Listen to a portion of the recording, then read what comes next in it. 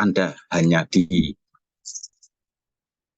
ketika Anda disodori angka ini doang yang saya kotak ini, tanpa detail di sini, maka Anda harus bisa membayangkan bahwa itu adalah rata-rata, dan jangan salah tafsir, jangan ditafsirkan bahwa setiap individu pegang punya nilai 67,5, itu hanya rata-rata. Gitu ya. Oke, ini konsep yang paling mendasar, sehingga saya ulang dulu sebelum kita masuk ke korelasi. Nah, berikutnya adalah mahasiswa 1 itu pegang 40, rata-ratanya 67,5, berarti dia kurang dari rata-rata, lebih kecil dari rata-rata.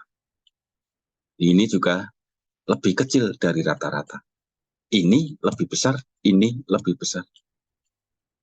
Jadi angka 67,5 itu adalah angka rata-rata, bukan berarti semua sama 67,5.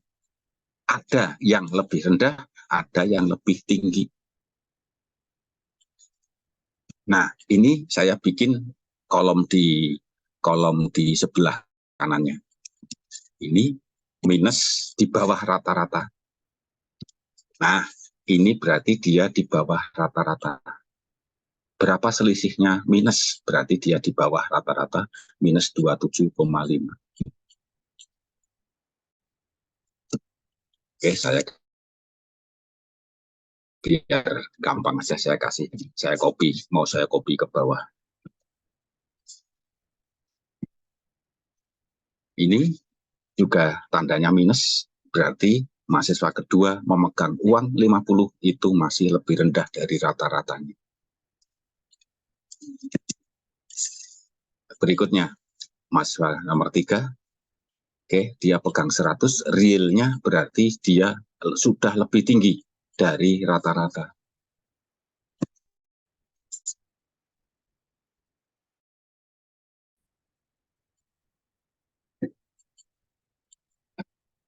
Kelihatan yang saya maksud itu adalah rata-rata.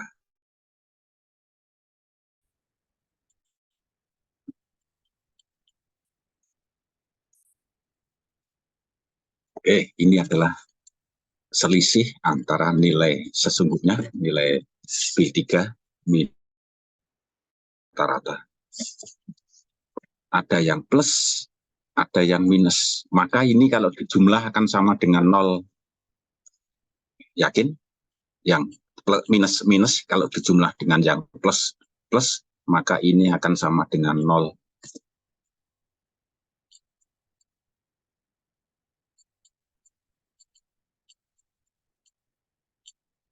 Nah,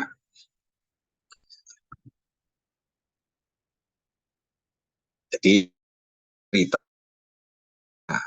di kolom C ini saya ingin melaporkan penyimpangan dari rata-rata. 40 beda dengan rata-ratanya 67,5. Maka ada selisih minus di bawah rata-rata. 50 minus di bawah rata-rata. 50 minus 67,5 ketemunya ini. Dan seterusnya.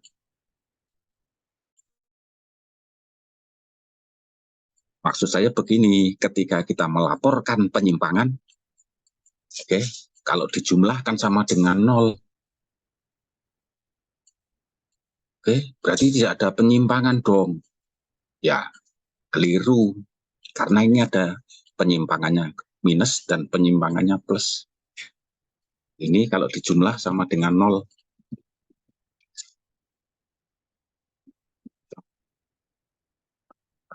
Yuk. Ini kalau dijumlah sama dengan 0, plus dan minus saling menghilangkan. Nah, bagaimana caranya kita menyampaikan simpangan ini tadi dalam angka yang ringkas? Oke, kalau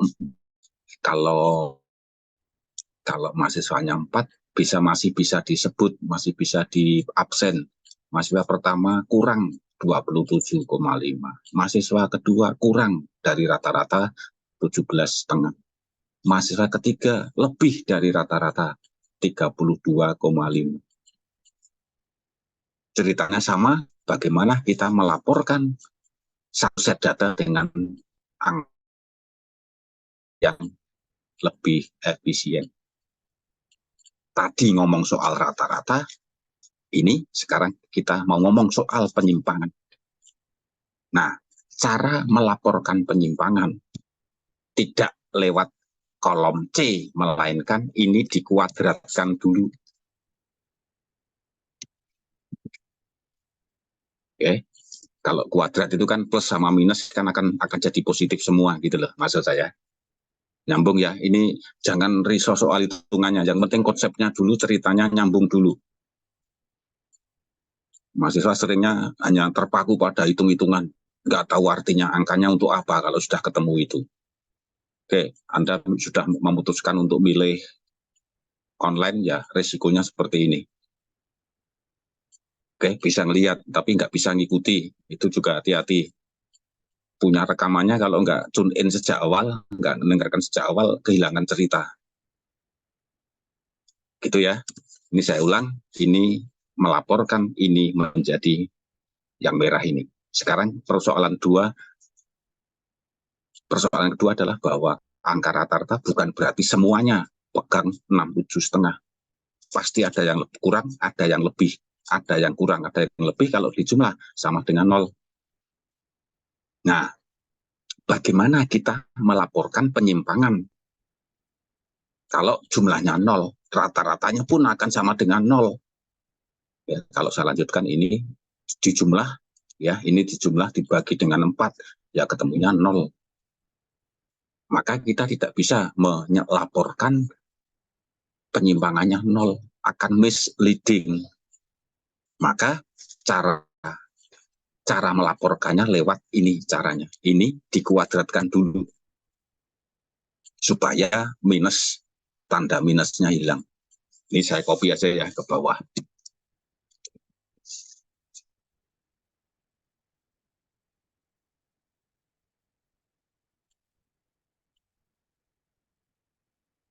Nah, ini dikuadratkan, oke. Kemudian dijumlah, saya copy aja. Nah, dikuadratkan dulu masing-masing sel, baru kemudian dijumlah, ketemunya 2275. Nah, 2275 kan tadi masih dikuadratkan. Nah, sekarang dikembalikan. Saya ulang, ini kita mau melaporkan penyimpangan, ini dikuadratkan dulu, biar plus minusnya hilang, dijumlah, oke. Kemudian nanti di akar dikembalikan ke tadi asalnya dikuadratkan, kemudian dikembalikan jadi akar. Saya kasih di sini varian. Oke. Perhatikan ini. Oke, biar kelihatan. Ini dibagi dengan 4 minus 1.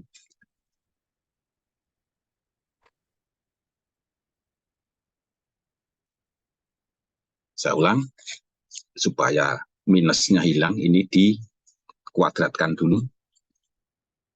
Oke, dijumlah ketemunya 2275. Kemudian dibagi dengan 4 minus 1. 4 minus 1 itu 4-nya dari sini, saudara. 4 mahasiswa tadi. Oke. Kemudian minus 1. Nah, ini yang membedakan. Kenapa enggak dibagi dengan N seperti di sini? Pasti itu pertanyaannya. Oke, kenapa minus N? Pembagi. Didengerin betul-betul. Varian, oke. Kuadrat dijumlah dibagi dengan N minus 1. Bukan dibagi dengan N mirip kayak rata-rata. Ini dibagi N minus 1. karena data kita data sampel. Data kita sampel, makanya pembaginya adalah N-1, bukan N sebagai seperti rata-rata. Saya ulang, kalau rata-rata, baik itu sampel maupun populasi, pembaginya N. Kalau varian, pembaginya, kalau itu sampel N-1, kalau populasi, pembaginya N, mirip-mirip dengan rata-rata tadi. Ya.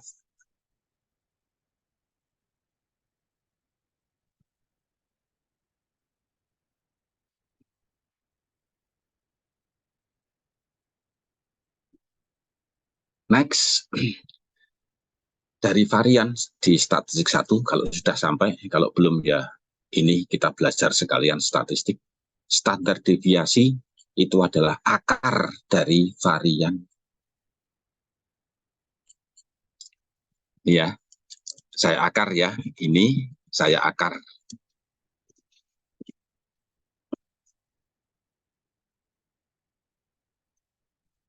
Nah, inilah saya kasih merah. Oke, inilah cara melaporkan penyimpangan. Bagi yang kehilangan cerita, tolong masuk lagi ke alur cerita. Ya, jadi ini diringkas jadi rata-rata 67,5. Ini ada penyimpangan diringkas, dilaporkan tidak satu demi satu, melainkan dengan satu nilai untuk mewakili penyimpangan ini. Caranya dengan standar deviasi. Standar deviasi itu adalah akar dari varians. Ketemunya yang saya kasih warna merah ini 27,5. Apa artinya? Artinya itulah simpangan baku.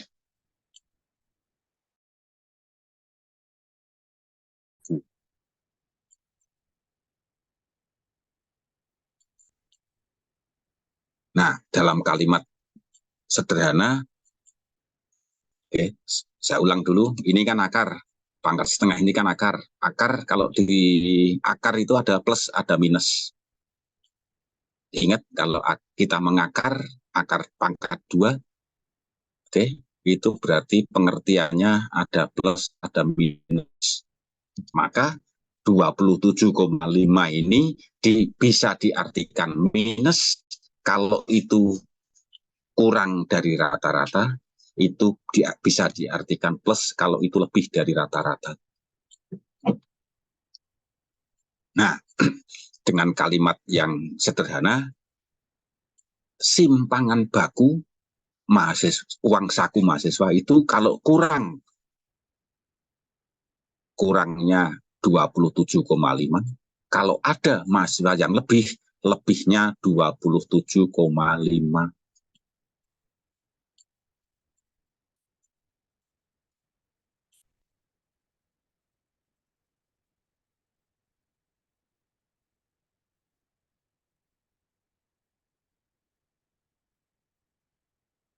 Oke, ini pemanasan untuk masuk ke korelasi. Maka yang merah ini adalah dua indikator yang kayak anak kembar gitu loh, kayak anak kembar. Rata-rata selalu diimbangi dengan standar deviasi. Rata-rata, oke, ini tadi tidak berarti semuanya 67,5. Ada yang penyimpangan, ada kelebihan, ada kekurangan. Kekurangannya ini diringkas, dirangkum, dilaporkan menjadi satu nilai. Ini artinya plus minus karena asalnya dari akar.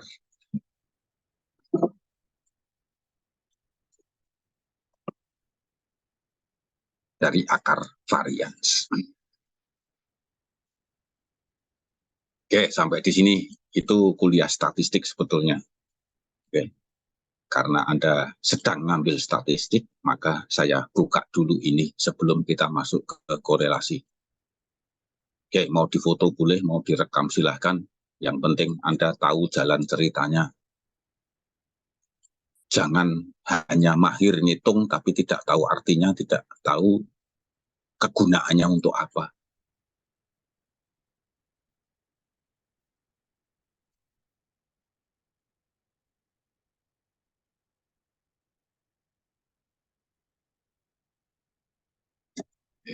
Ini juga merah. Maksud saya, yang saya sorot itu standar deviasi, variannya ini. Next, setelah itu kita mau masuk ke korelasi di PowerPoint.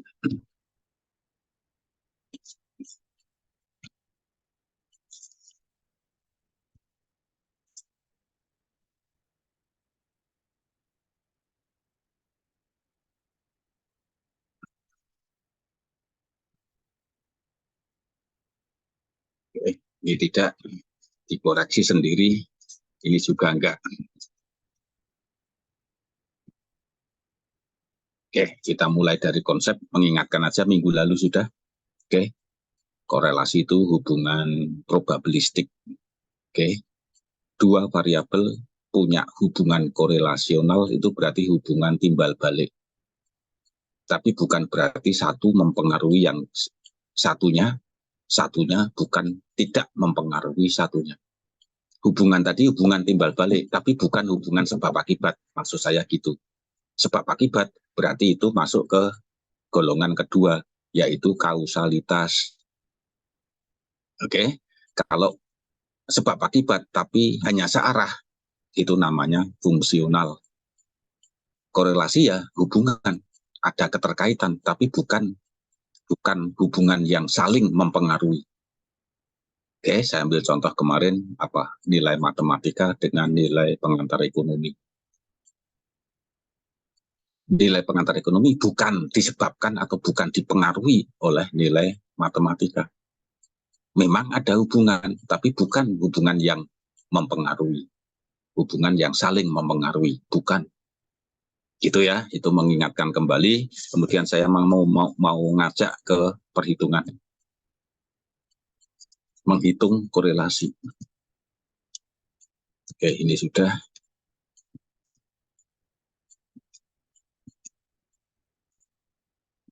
Nah, saya langsung ke contoh aja. Oke, 5 mahasiswa. Saya catat skor TPA-nya dan TOEP-nya. Ini tes kemampuan bahasa Inggris, ini tes potensi akademik.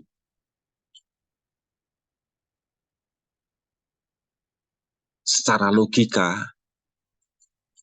mahasiswa yang punya TPA tinggi cenderung punya TOEP yang tinggi pula.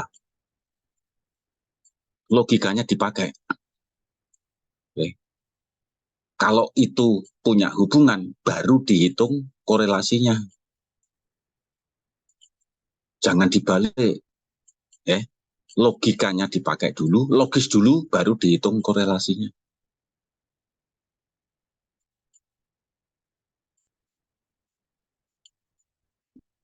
Saya ulang, mahasiswa yang punya TPA tinggi cenderung punya TOEP yang tinggi pula.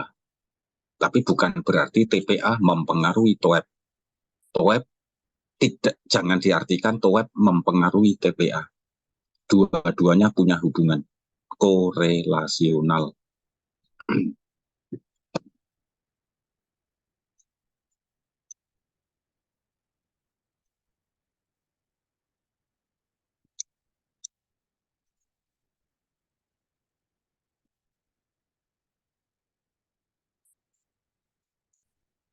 Sekarang ini,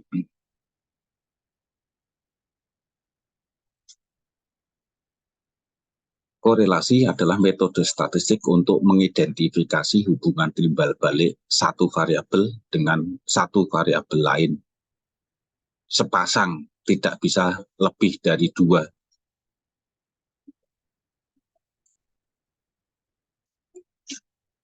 Oke, ini jadi satu, regresi sama korelasi jadi satu. Yang saya bahas di kelas satu demi satu. Ya, di korelasi metode statistik untuk mengidentifikasi hubungan timbal balik sesuai dengan definisi korelasional, dan dipertegas lagi bahwa ini 1:1. Oke, sebut saja variabel itu Y dan satunya sebut saja X.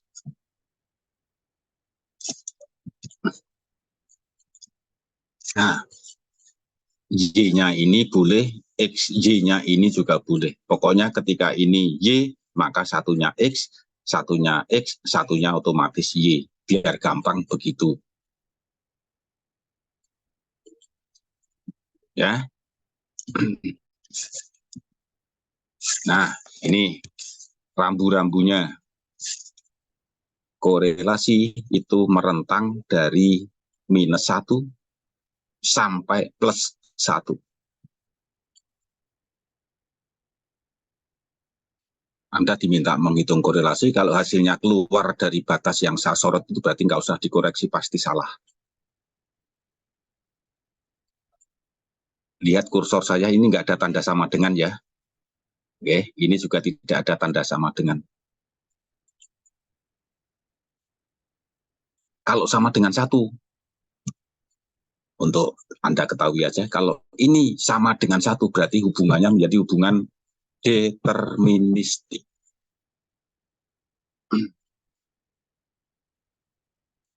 Hubungan eksak, hubungan sebagaimana dalam ilmu alam kita, ilmu sosial.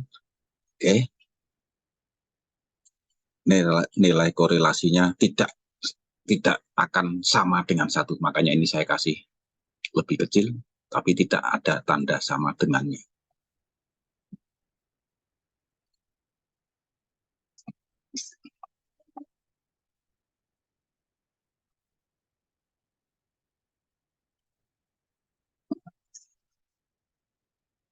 Minus itu berarti hubungan timbal baliknya berkebalikan.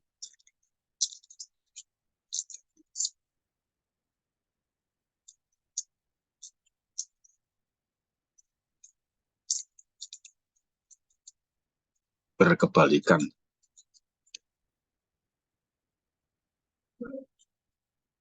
Hubungan plus berarti hubungan timbal balik tadi searah.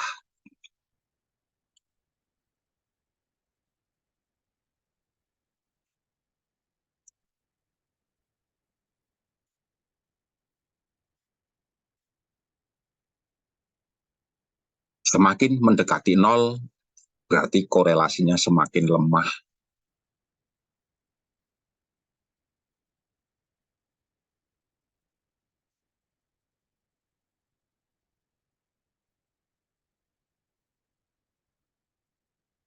Korelasi yang mendekati angka 1, tapi tidak sama dengan 1, berarti korelasinya itu semakin kuat.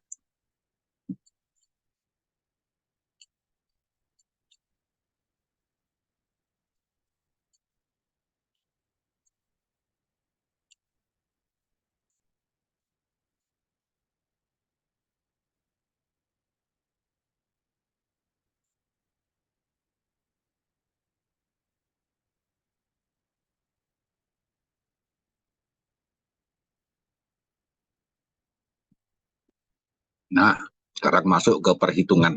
Korelasi saya lambangkan dengan R, bisa dihitung dengan rumus ini. Ini pembilang, saya nggak pinter nulis pakai equation gitu ya, jadi saya nulis seperti ini.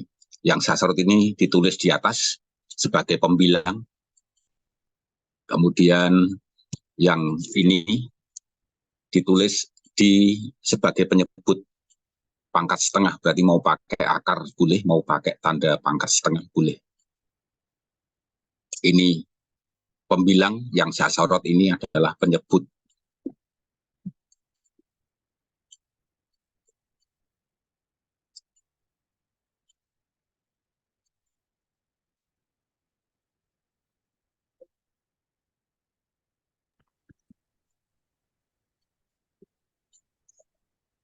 Penyebut Mau pakai akar boleh, mau pakai angka pak, mau pakai pangkat setengah silahkan. Nah, nanti akan kita praktekkan dengan data TPA dan TOEP tadi.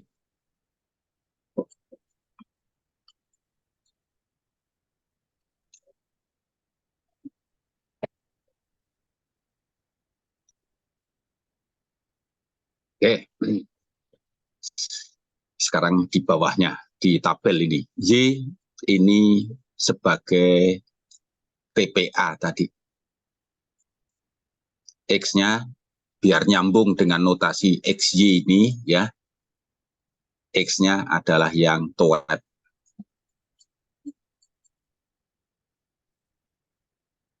Dibalik boleh Pak, boleh, namanya juga hubungan timbal balik, itu kan. Kayak nggak usah didebat kenapa Y-nya yang TPA gitu ya, kenapa X-nya yang TOEP, itu bukan substansi.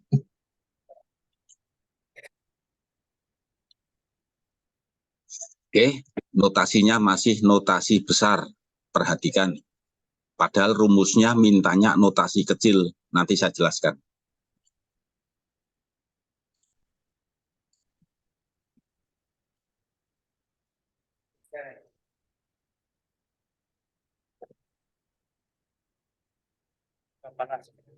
Yuk, boleh komentar.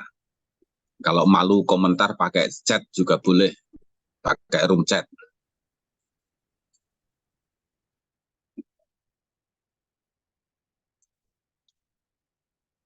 Oke, sampai di sini 3 kolom pertama. Kita starting point-nya berangkat dari sini. Ini TPA, ini TOEP. Notasinya masih besar. Huruf besar Y, huruf besar X.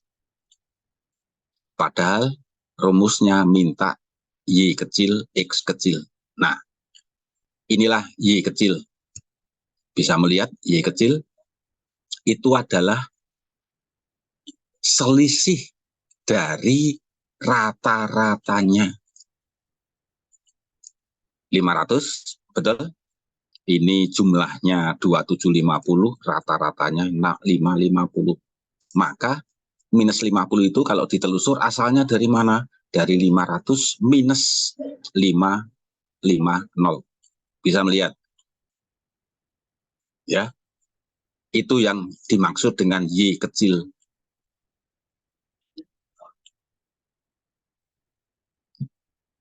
Minus 30 dari mana? 520. Bisa melihat kursor saya? Minus rata-ratanya. Rata-rata itu bahasa Inggrisnya min. Nah, ketemunya minus 30. Dan seterusnya sampai habis. Ada plus, ada minus, sama dengan nol. Sama dengan yang uang saku mahasiswa tadi kan? Ya, oke. Ini kenapa saya tadi mengajak Anda untuk refresh ke statistik 1 dulu.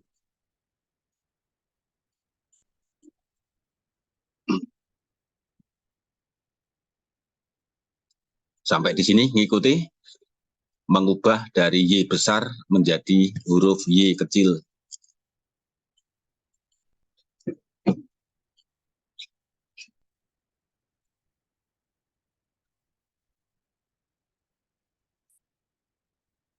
Sekarang X, ceritanya sama.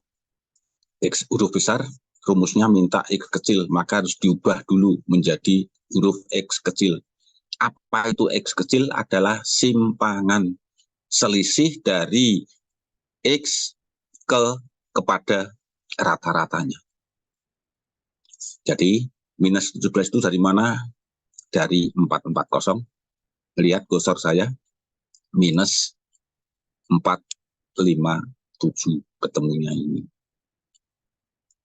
Kebetulan sama, minus 17. Nah, langsung aja minus 7. Dari mana? 450 minus 457.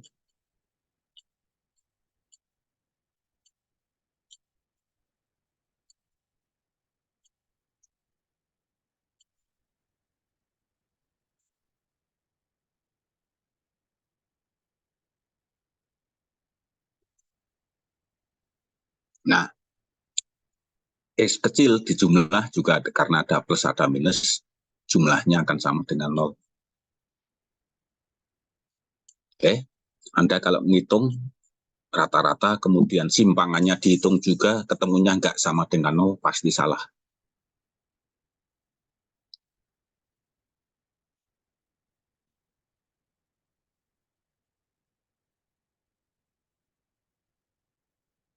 Oke, kita baru ke kolom keempat, sampai di huruf kolom X kecil ini.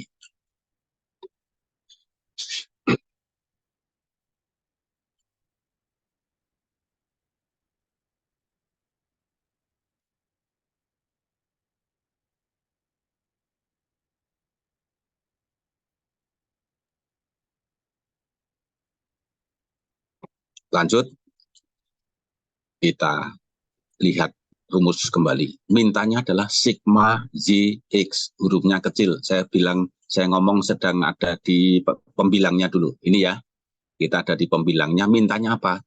Sigma Y kecil, X kecil. Y kecil ini, X kecil ini. Ini perkalian, berarti Y kecil kali X kecil ada di kolom paling kanan. Tahu ya, yang lihat 850 asalnya dari mana? Dari minus 50 kali minus 17. Ketemunya ada di sini. Baru satu sampel. Sampel kedua 30 minus kali minus 17, ketemunya 5, 10. Dan seterusnya sampai habis.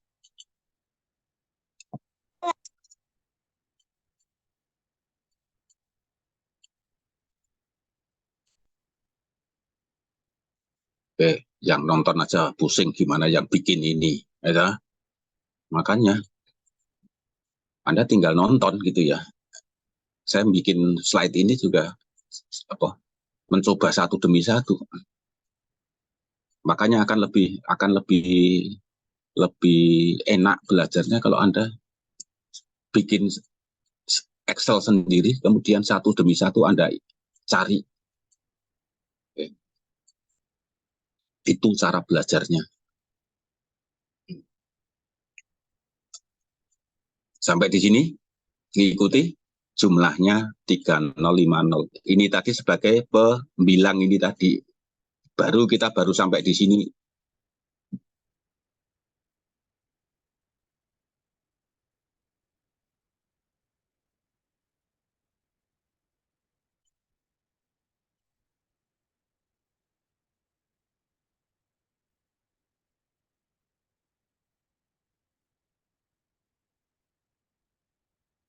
Next, sekarang penyebutnya.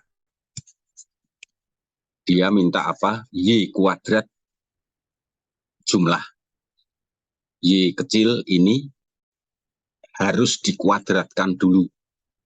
Ini ada di sini, Y square. Oke, 50 Y kecil. Lihat, kemudian dikuadratkan. Jadilah 2500. Minus 30 dikuadratkan jadi 900. Dan seterusnya sampai habis, baru dijumlah 6800.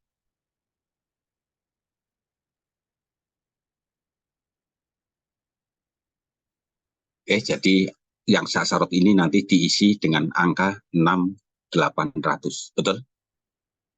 Oke.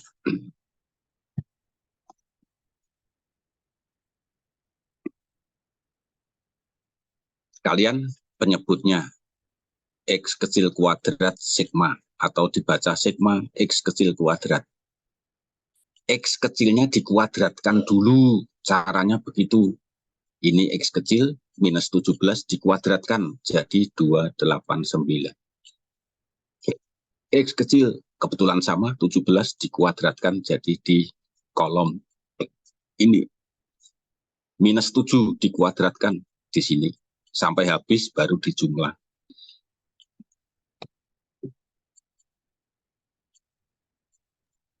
Ketemunya 1480. Nah, inilah hasil hasil korelasi, perhitungan korelasi kita.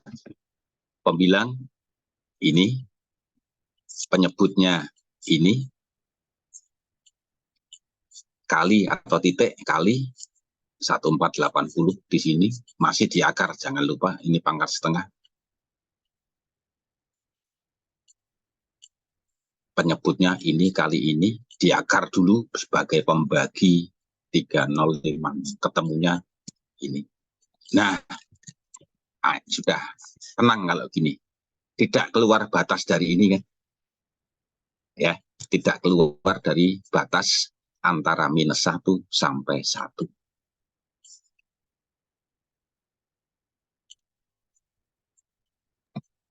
Oke, silahkan diresapi dulu, saya ke toilet. Saya ada di kampus ini.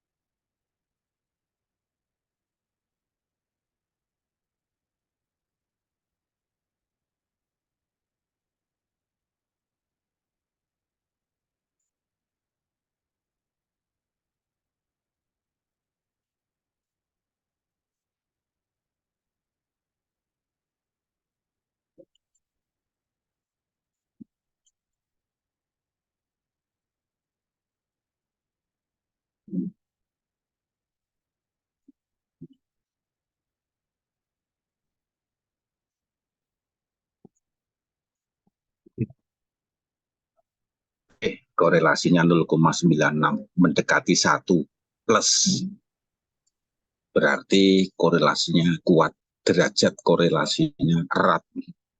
Semakin mendekati 1, korelasinya semakin kuat.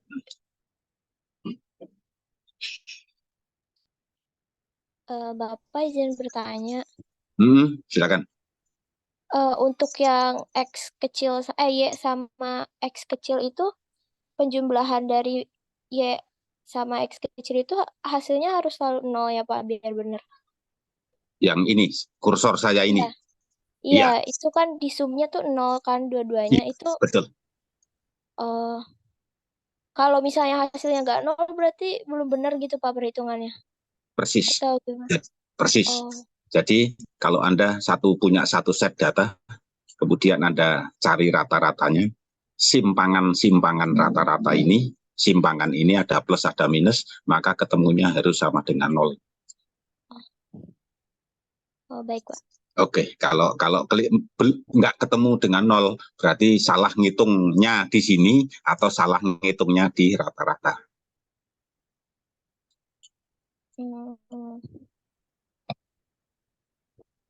Oke, Pak. Makasih, Pak. Oke.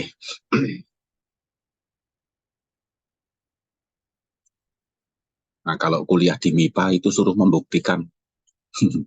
Kita membuktikannya dengan angka, kalau mereka membuktikannya dengan matematika juga. Tetapi tidak dengan angka, gitu loh.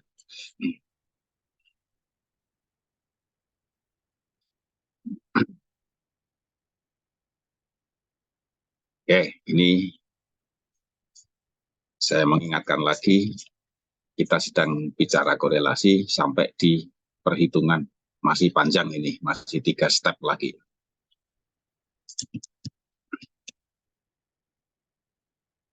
Nah, ini adalah cara kedua. Perhatikan sekarang notasinya besar, huruf besar. Ya, rumusnya dari mana Pak kok bisa seperti itu? Saya tidak akan jawab. Itu yang berhak menjawab adalah orang MIPA. Kita tinggal pakai aja bahwa korelasi kalau dengan notasi besar rumusnya menjadi seperti ini.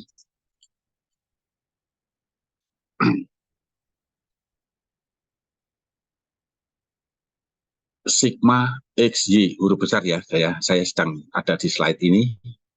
Oke, huruf besar Y X ini tadi TPA-nya, ini TOEP-nya. Diminta apa pembilangnya? X kali Y, X kali Y berarti kan ada di yang ada di kolom paling kanan ini. X dan Y dikalikan dulu, baru dijumlahkan. Angkanya bikin mules gitu, angkanya panjang, gede. Baru suku ini, ya, belum ada N di sini 5 N-nya. Nah, kemudian dan seterusnya. Jadi untuk menghitung korelasi disarankan gitu ya, tidak diwajibkan, hanya disarankan menggunakan notasi huruf kecil ini. Angkanya sederhana, angkanya digitnya kecil, oke, perhitungannya tidak susah, lebih susah dibandingkan dengan ini. Nih, sukunya, rumusnya panjang.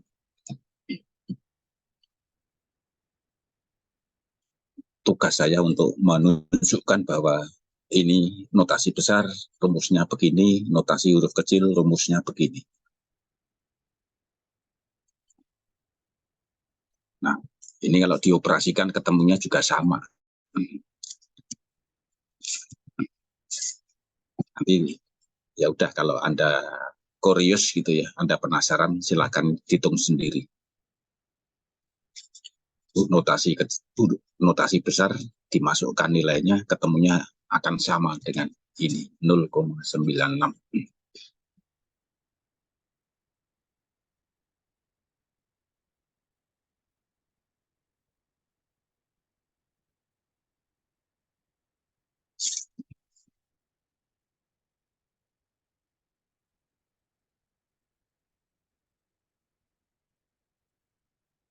Oke, 0,96.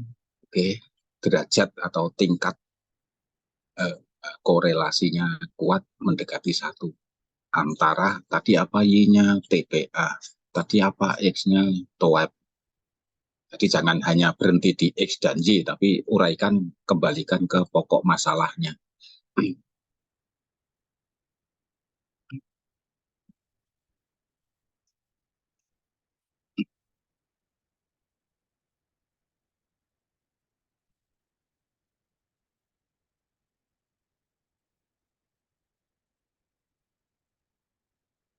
Cara kedua tidak saya bahas bagaimana cara pertama gitu ya. Cuma saya tunjukkan ke angkanya gede, masukin sendiri, hitung sendiri, ketemunya harus sama dengan cara pertama.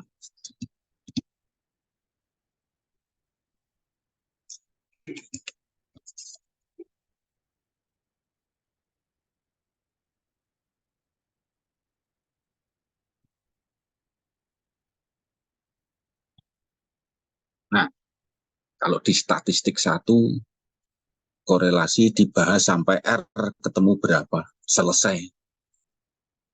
Nah, di statistik belum selesai, kita perlu menguji kehandalan korelasi.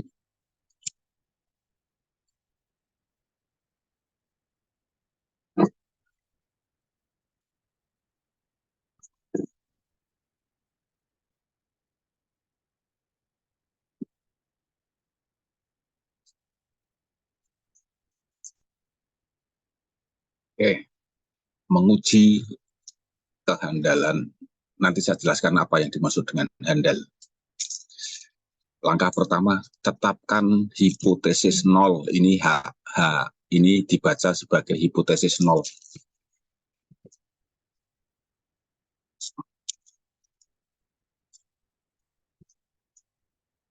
Oke, saya ubah ke polos saja biar biar enak. Mana bikin polosnya? Layout atau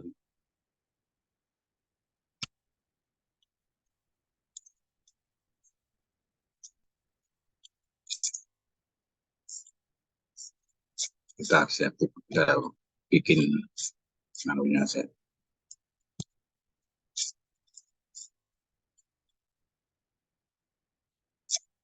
Bentar, saya ubah layoutnya biar utuh bisa dilihat.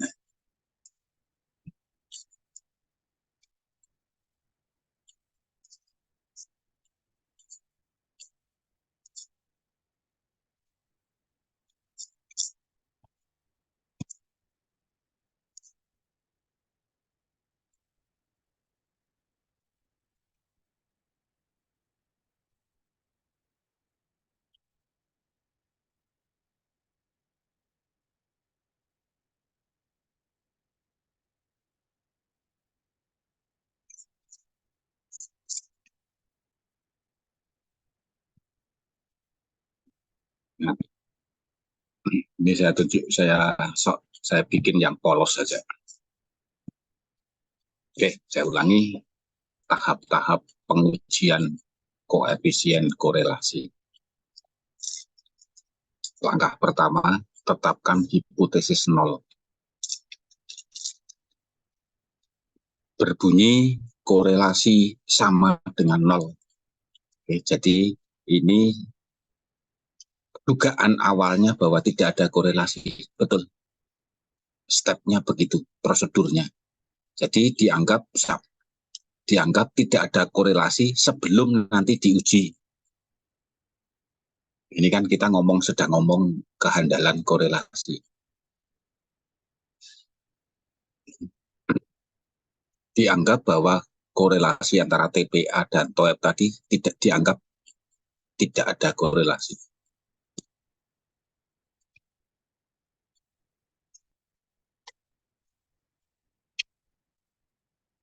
Langkah kedua, tetapkan hipotesis alternatif. Ini dibaca hipotesis alternatif.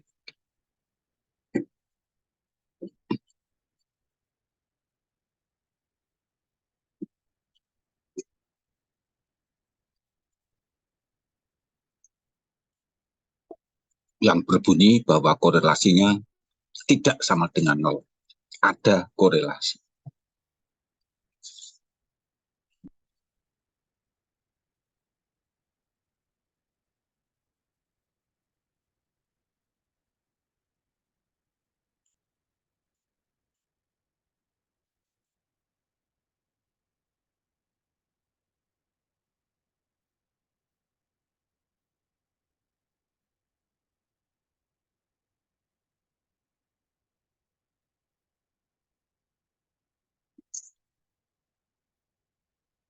Langkah ketiga,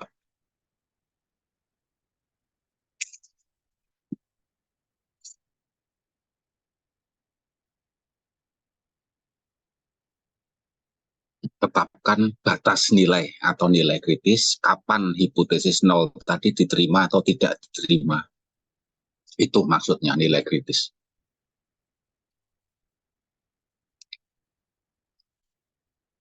Tetapkan nilai kritis sebagai batas untuk menerima dan tidak menerima hipotesis nol.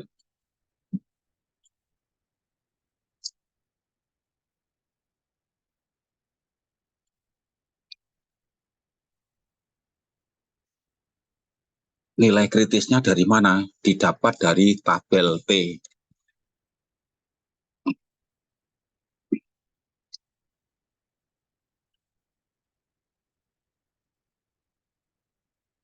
Oke, ada tabel, ada baris, ada kolom. Kolomnya setengah alfa, nanti saya jelaskan alfa itu apa.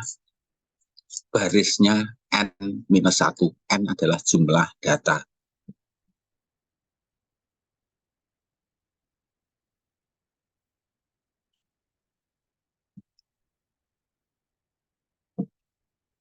Oke, saya mau ke tabel P ini. Sampai langkah 3 dulu ya. Oke, saya mau ke tabel T untuk menyelesaikan tahap 3. Berapa sih nilai kritisnya? Sehingga kita bisa memutuskan hipotesis nol tadi diterima atau ditolak.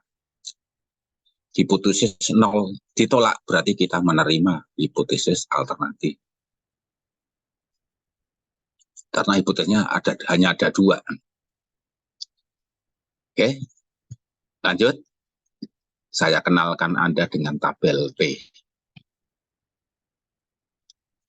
Buka bukunya Gujarati, nanti cek sendiri, saya ajak untuk melihat bukunya Gujarati di bagian akhir.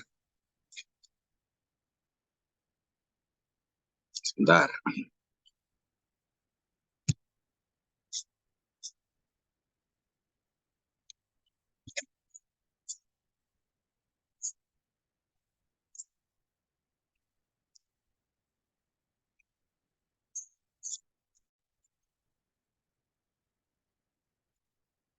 Bukunya Gujarati di halaman bagian akhir, saya tunjukkan ini. Semoga kelihatan dari layar saudara. Oke. Ini tabel T. Pastikan bahwa itu ada huruf T kecil di sini. Hurufnya huruf kecil, betul. Oke. Ini namanya tabel T halaman 961. Ini tabelnya, ada kolom, ada baris. Nah, nanti saya jelaskan satu demi satu.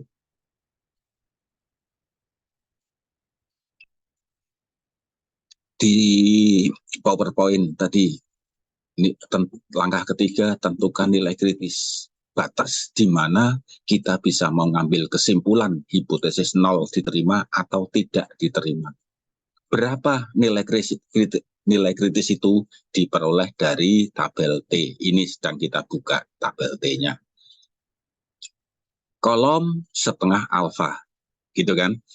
Lihat PowerPoint-nya, saya nggak bisa bolak-balik, gitu. Bolak-balik ke PowerPoint, ke tabel T. Kolomnya adalah setengah alfa. Alfa kemudian dibagi 2, maksudnya gitu. Alfa itu apa? Alfa itu adalah resiko kesalahan.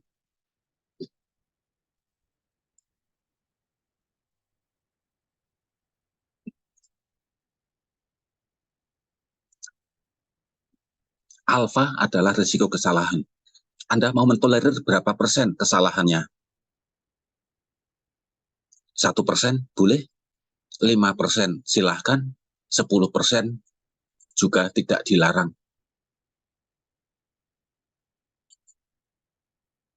Lalu berapa Pak? Ya kembali lagi ke definisi alfa itu apa? Risiko kesalahan. Kalau Anda pakai alfa yang rendah, berarti risiko Anda semakin kecil, kan gitu.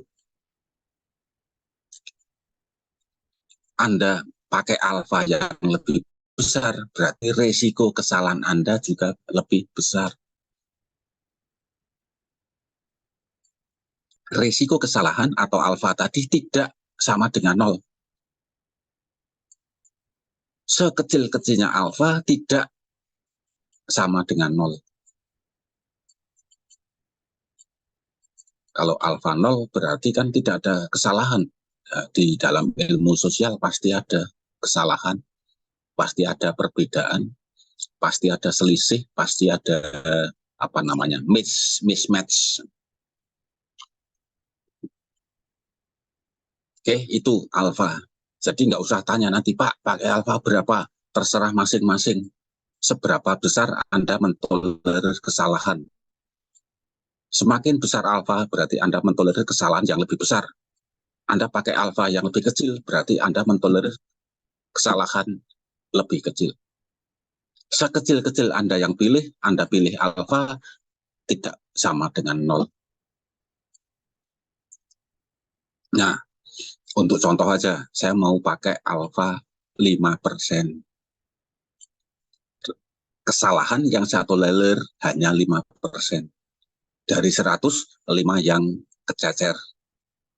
Kan gitu memahaminya.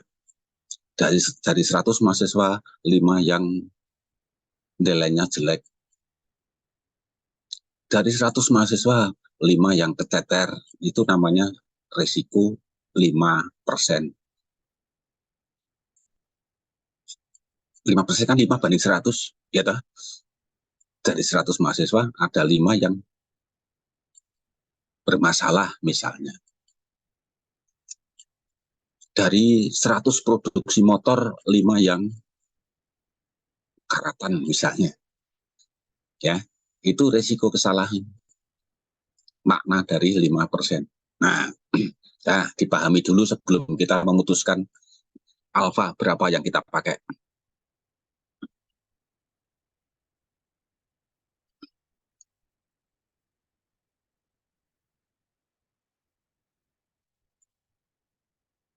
Oke, saya pakai tadi berapa? 5%. Setengah alfa.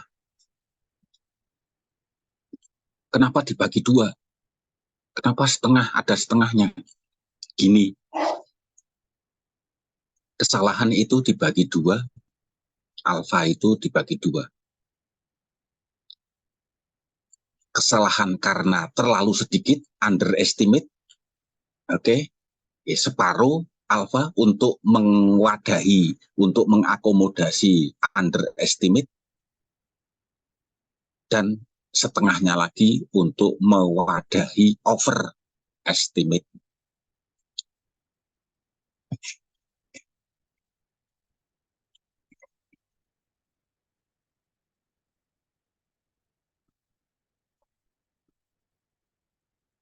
Ini kolom setengah alfa.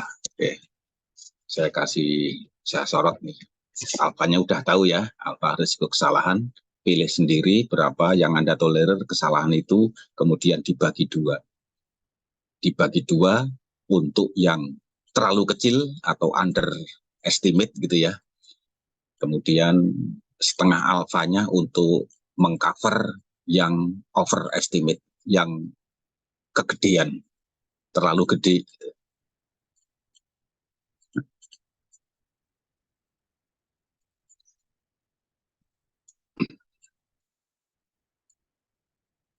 Oke, barisnya N-2. N ini adalah jumlah data. Data kita 5. Tadi 5 mahasiswa yang punya nilai TOEFL dan nilai TOEIC.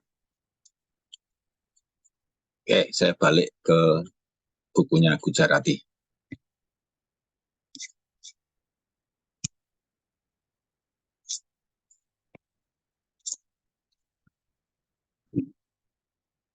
Yang mana Pak nilai kritisnya? Ini kolomnya setengah alfa, alfanya 5%, berarti saya bagi 2 menjadi 0,025.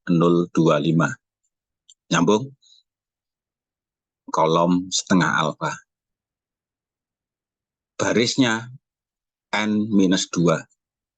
Baris 3. Berarti nilai kritisnya ini, saudara.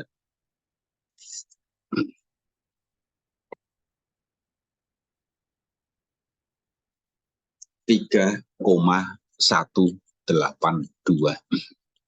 Itu nilai kritis, nilai batas untuk menerima hipotesis 0 atau tidak menerima hipotesis 0. Oke, silakan dipelototi dulu. Anda harus ngulang sendiri nanti di rumah ketika ini sudah selesai kuliah. Walaupun Anda punya rekaman kuliah hari ini. Harus coba sendiri, harus buka sendiri.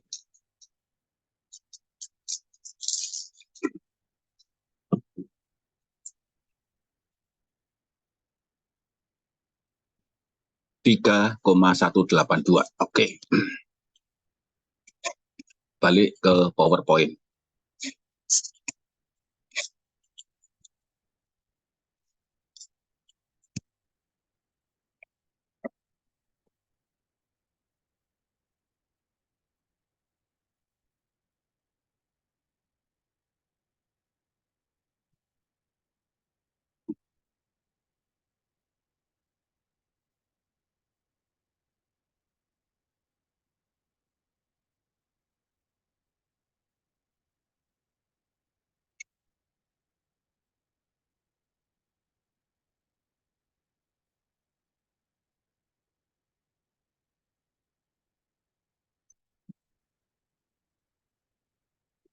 Langkah keempat. Sekarang pengujiannya di sini.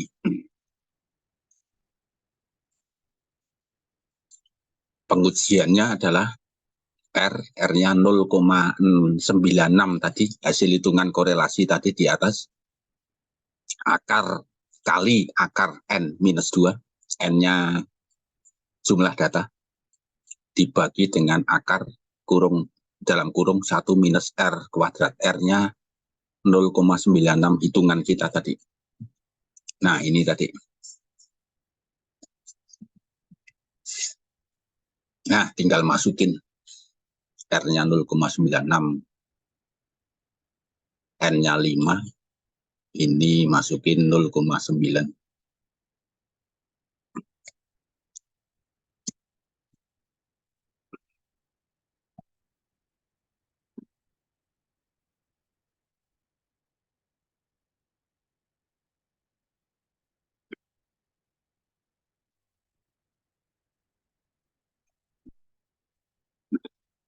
Bagi Anda yang mahir menghitung dengan kalkulator, silahkan. Bagi yang nggak mau mencoba sendiri, ya udah saya manjakan saudara dengan ini. 0,96 akar 5 tadi, N-2 tadi. Oke, jumlah data dibagi dengan akar 1 minus R kuadrat. Ketemunya 6, koma. Nilai kritisnya tadi 3182. T hitung lebih besar dari T tabel. Nilai kritisnya 3182, nilai hitungan, nilai ujinya, nilai pengujiannya 6,0.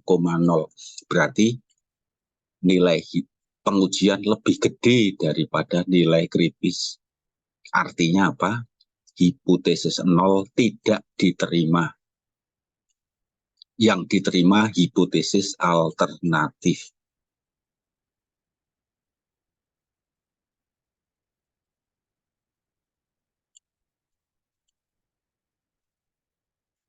Pak Arya, maaf Pak, Yuk. tadi yang nilai kritis saya masih kurang paham deh Pak cara ngitungnya. Di situ doang sih Pak. Tadi saya agak nge-lag tadi Zoom saya. Ya. Di menetapkan nilai kritis. Lah ya ini.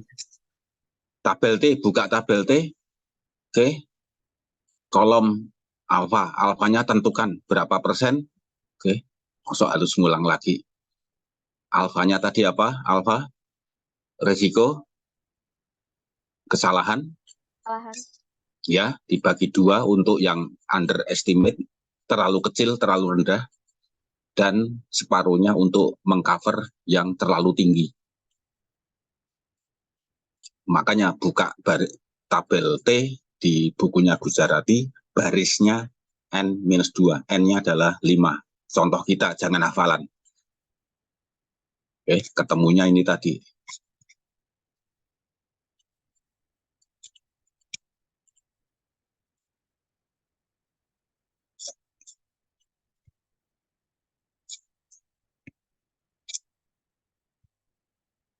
Nih, masih saya sorot nih.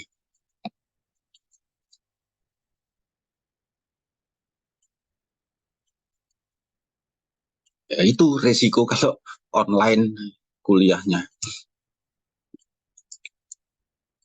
Oke, sudah saya tunjukkan ini. Milihnya terserah, contoh saya pakai 5%, kemudian saya bagi 2, jadi kolomnya 0,025, 2,5%. Itu asalnya dari mana titik kritisnya.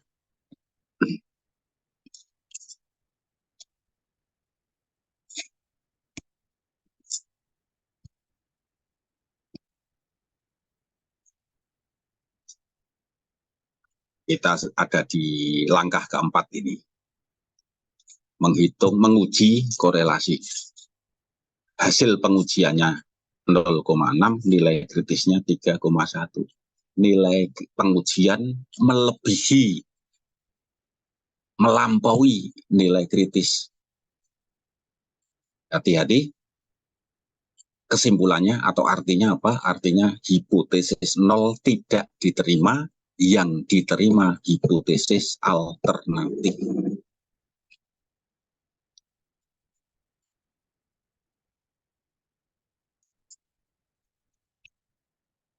Berarti korelasi tadi handal. Korelasi antara nilai TPA dengan nilai TOEP tadi andal. Mahasiswa yang nilai TPA-nya tinggi, bukan kebetulan kalau nilai TOEP-nya juga tinggi.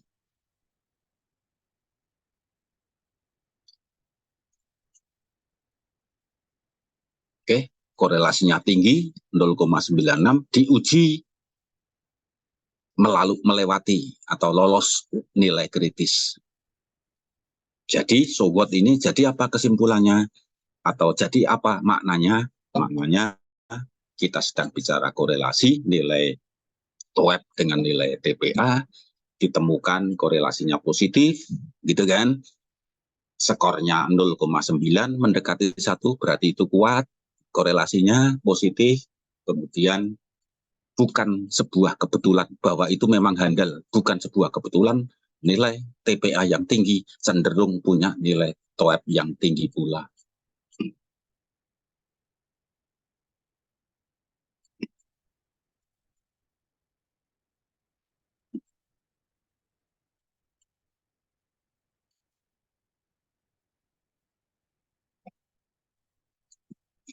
Nah, nanti dicoba kalau alfanya diubah sendiri, pakai 1%. Oke, diuji ulang, oke, dengan alfa 1%. DF-nya tetap sama, DF3. Apakah mengubah kesimpulan atau tidak? Oke, saya mengambil kesimpulan ini, oke, andal tadi pakai 5%. Alfanya dibagi 2, jadi 2,5%. Coba kalau alfanya diturunkan dari 5% menjadi 1%. 1%, 1 banding 100, berarti dari 100, 1 yang keteter, 1 yang bermasalah, 1 yang gagal. Saya mentolerir kecil kesalahannya, semakin kecil, dari 5% ke 1%. Diuji sendiri sambil belajar menguji kehandalan koefisien korelasi. Oke, habis kuliahnya. Oke, korelasi pertemuan ketiga selesai. Yang penting tahu tadi agenda kita, korelasi setidaknya ada tahu konsepnya, Anda tahu menghitungnya. Oke, kemudian bisa menguji pengujian dan kemudian menimbulkan, menafsirkan, menginterpretasikan. Kuliah hari ini mengcover semuanya, plus kuliah kemarin. Jadi kalau ada yang ketinggalan atau koneksinya lemot, nah itu resiko, itulah resiko tadi. Oke, resiko. Oke, sudah jadi keputusan pakai online ya, itu resikonya. Saya bukan berarti mendorong Anda untuk offline, saya mendorong Anda untuk online, tidak. Ini sudah jadi keputusan saudara kok. Oke, kuliah minggu depan berarti sudah bisa ganti topik. Oke, yang hubungan fungsional. Gitu? Oke, ya. Bagi yang tadi tanya lemot koneksinya, kemudian mencari nilai kritisnya tadi, nanti tanya temennya atau minta rekaman kuliah hari ini. Kalaupun belum clear, minggu depan bisa didiskusikan ulang, ya. Oke, kuliah selesai, minggu depan masuk ke hubungan fungsional dengan regresi. Oke, kuliah saya tutup, hampir jam 5. Selamat sore, ketemu minggu depan, kembali ke hari Kamis. Ini hanya emergensi aja, karena kemarin saya ada tugas. Gitu ya. Oke, baik, Pak. Oke. Namun sebelum Yuk, silakan. itu dokumentasi dulu, Pak. Oh, gitu ya. Sebelum itu ada yang ingin bertanya gitu. Atau ada tambahan dari teman-teman? Oke. Nampaknya sudah tidak ada ya. Ya Langsung udah. aja ke dokumentasi. Oke, teman-teman boleh on cam terlebih dahulu. Mungkin ya, Pak. Yuk. Oke.